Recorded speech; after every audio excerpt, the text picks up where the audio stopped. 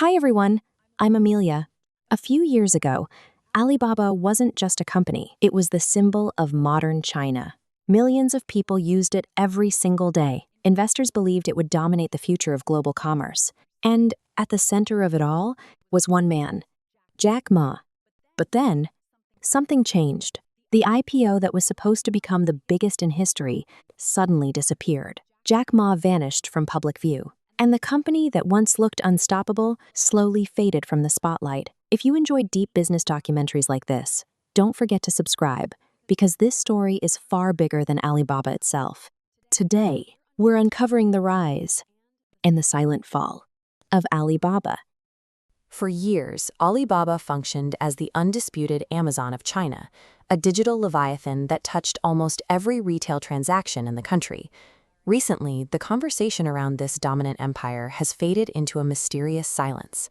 At its absolute peak prior to 2020, this campus served as the nerve center for a company dictating the terms of global e-commerce. They possessed immense scale, leveraging hundreds of millions of active buyers to move billions of dollars in daily volume. Beneath that massive footprint, friction was already building.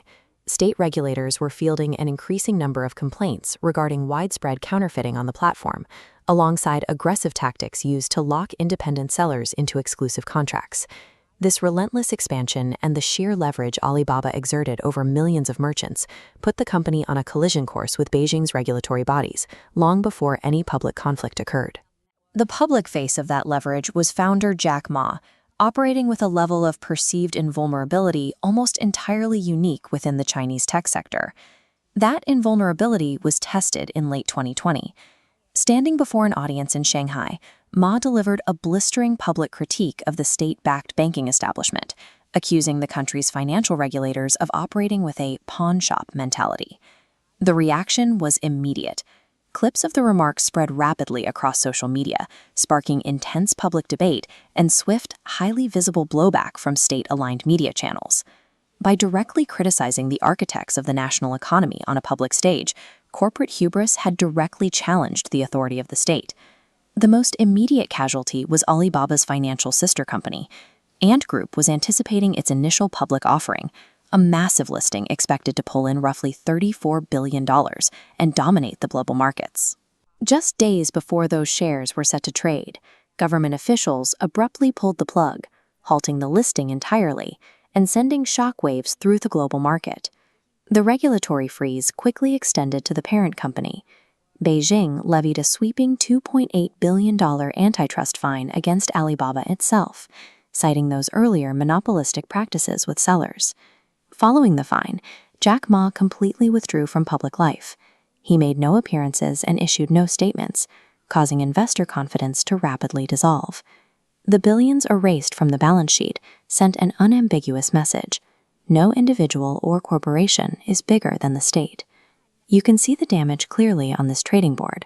From 2021 through 2023, Alibaba's stock price plummeted, and its once guaranteed year-over-year revenue growth began to plateau.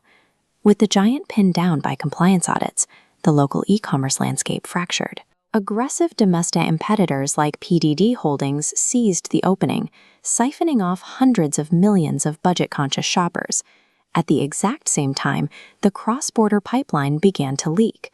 International consumers looking for cheap manufacturing moved their loyalties to hyper-optimized export machines like Shein and Temu.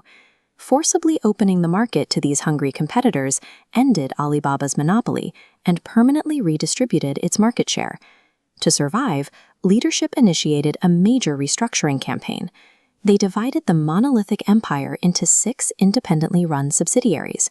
By compartmentalizing key engines like cloud and logistics, the company minimizes its threat profile. This fragmented structure is far less conspicuous. But playing defense has a steep cost. While Alibaba was busy reorganizing, the global technology sector accelerated into the AI boom.